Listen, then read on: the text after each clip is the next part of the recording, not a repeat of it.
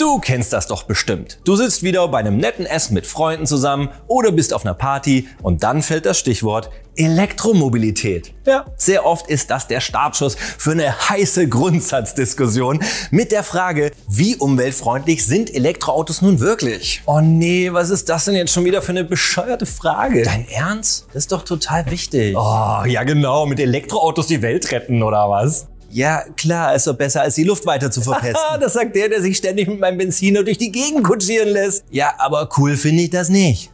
Ach nö, jetzt geht das schon wieder los. Ja, als wenn E-Autos ohne CO2 unterwegs wären. Hä? Ja. Wieso? Die fahren doch emissionsfrei. Ja, und was ist mit dem CO2-Rucksack, mit dem das E-Auto schon durch die Produktion des Akkus an den Start geht? Geht ja mal gar nicht. Och, jetzt übertreib doch nicht immer so. Also mein nächstes Auto wird auf jeden Fall wieder ein Elektroauto. Ah, das finde ich gut. Wenn du meinst. Also so oder so ähnlich läuft das doch eigentlich immer ab, oder? Elektroautos sind immer noch ein absolutes Trigger-Thema, gerade wenn es um die Klimafreundlichkeit der Batterien geht. Oder eben nicht. Also was ist denn dran an der Kritik, dass E-Autos nicht wirklich klimafreundlich seien? Diese Meinung hält sich wirklich hartnäckig. Erst kürzlich hat der Norddeutsche Rundfunk eine Umfrage zum Thema veröffentlicht, in der 51% der Befragten genau das behaupten. Also ein Elektroauto ist nicht besser für die Umwelt als ein Verbrenner. Und diese hohe Prozentzahl zeigt ja, wie hoch kontrovers das Thema ist. Wer mich kennt, weiß, ich fahre selbst seit über 7 Jahren voll elektrisch und ich bin absolut begeistert. Aber ich werde das Thema natürlich neutral und offen hinterfragen. Also lass uns gemeinsam die Umweltbilanz von E-Autos unter die Lupe nehmen und dich mit klaren Fakten für die nächste Diskussionsrunde fit machen. Stichwort Well to Wheel, also kurz WTW. Zur Bestimmung der Umweltbilanz muss immer der gesamte Lebenszyklus eines Fahrzeuges betrachtet werden. Also von der Kraftstoffquelle bis hin zum Rad. Mit dieser Auswertung arbeitet auch der ADAC. Deshalb schauen wir jetzt folgende Punkte genauer an. Erstens die Herstellung, zweitens die Nutzung, drittens die Wartung, viertens die Entsorgung und das Wichtigste zum Schluss, fünftens die Schlussbilanz und der Wirkungsgrad. Starten wir mit der Herstellung, die ja auch viele Kritiker in Diskussionen beschäftigt. Die Ökobilanz. Herstellung von Elektroautos. Im Elektromotor sind wesentlich weniger Teile verbaut als in einem Verbrenner, was die Ökobilanz auf jeden Fall begünstigt. Hier mal ein direkter Vergleich. Ich finde, der Unterschied wird schon auf den ersten Blick erkennbar, oder?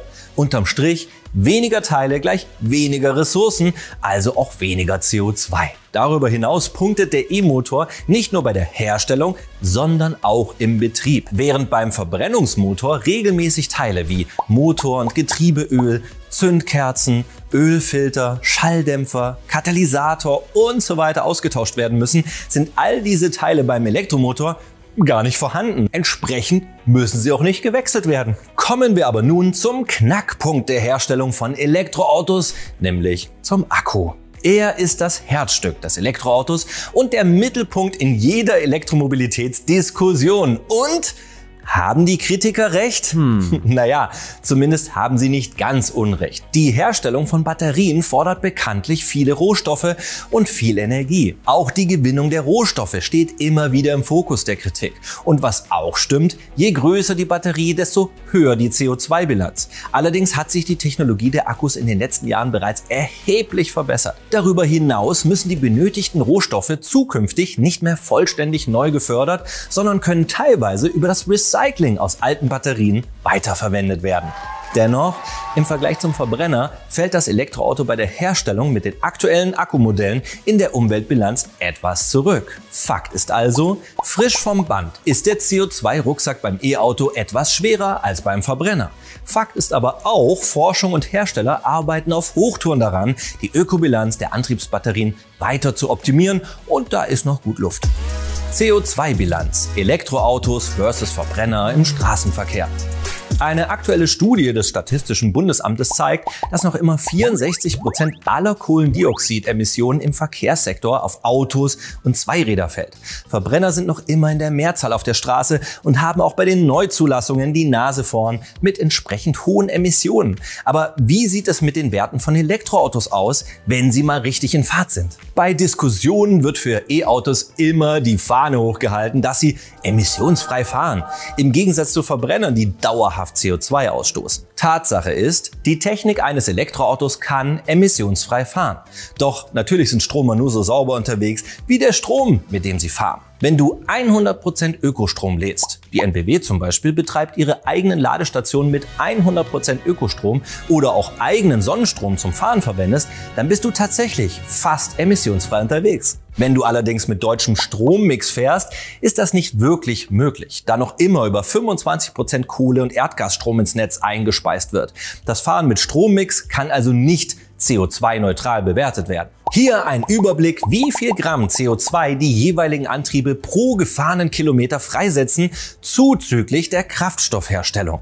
Wie du siehst, selbst wenn du mit deutschem Strommix fährst, bist du immer noch nachhaltiger unterwegs als mit einem Diesel oder einem Benziner. Darüber hinaus sinkt der CO2-Emissionsfaktor dank dem steigenden Anteil von erneuerbaren Energien im deutschen Strommix von Jahr zu Jahr immer weiter. Bei Diesel und Benzin bleiben die Werte dagegen konstant bzw. steigen sogar, da Herstellung und Transport durch immer schwierigere Förderstätten immer aufwendiger werden. Nachhaltig ist übrigens auch ein Abo unseres Kanals, so bist du immer up to date, wenn eine neue Folge hochgeladen wird. Und lass auch gerne ein Like da, wenn dir die Folge gefällt. Eine Zwischenbilanz. Mit der Batterieherstellung startet ein Elektroauto in der Ökobilanz hinter den Verbrennern.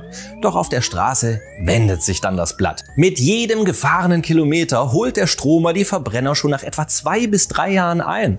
Erst den Benziner, dann den Diesel und dann bist du fast klimaneutral unterwegs. Je sauberer der Strom, desto schneller geht's. Wie wartungsintensiv sind Elektroautos? Auch Elektroautos müssen regelmäßig gewartet werden. Es wird empfohlen, dass Elektroautos alle 1 bis 2 Jahre gewartet werden. Man muss es nicht tun, außer bei einigen Herstellern, die erwarten das, wenn es um die Garantieleistungen geht. Naja, die wollen halt auch ein bisschen was verdienen. Bremsen, Bremsflüssigkeit, das Fahrwerk und die Lenkung sollten bei jeder Inspektion bzw. beim TÜV, wo eben diese Prüfung ja auch obligatorisch ist, gecheckt werden. Die Batterie hingegen muss nicht gewartet werden.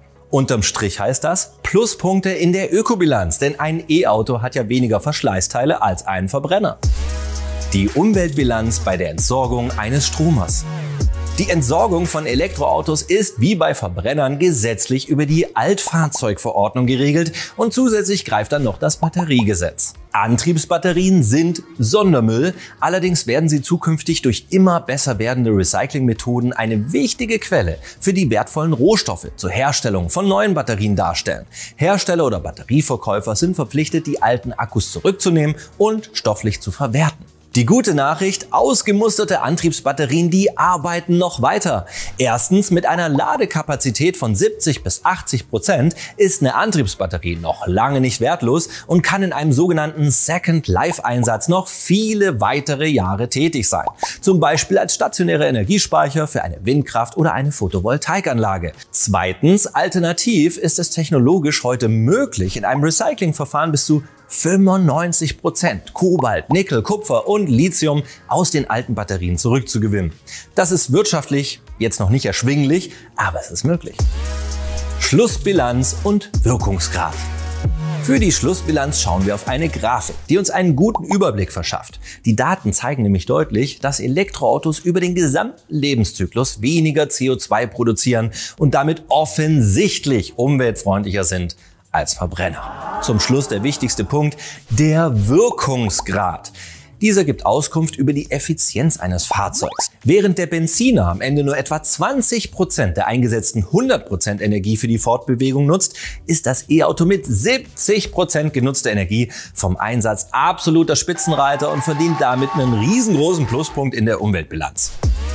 Mein Fazit? Der CO2-Rucksack eines Elektroautos ist definitiv besser als sein Ruf und am Ende leichter als der eines Verbrenners.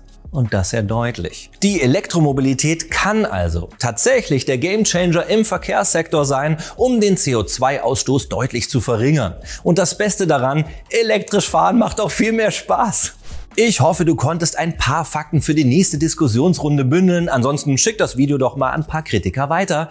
Und wenn du weitere Argumente brauchst, dann schau dir auch folgendes Video an. Den Link findest du auch in der Infobox. Ganz wichtig, das Thema Elektromobilität polarisiert. Und wir freuen uns über jede Meinung in den Kommentaren. Doch eine Bitte, hinterfrage kritisch, aber bleibe bitte auch sachlich und offen und freundlich. Danke dafür, bis zur nächsten Folge. Während beim Verbrennungsmotor regelmäßig Teile wie Motor, Getriebeöl, Zündkerzen, die kürzen wir mal. Das ist ja geil, klingt schon so wie wurde entsorgt. Habt ihr gut gemacht? Wen darf ich jetzt ersetzen?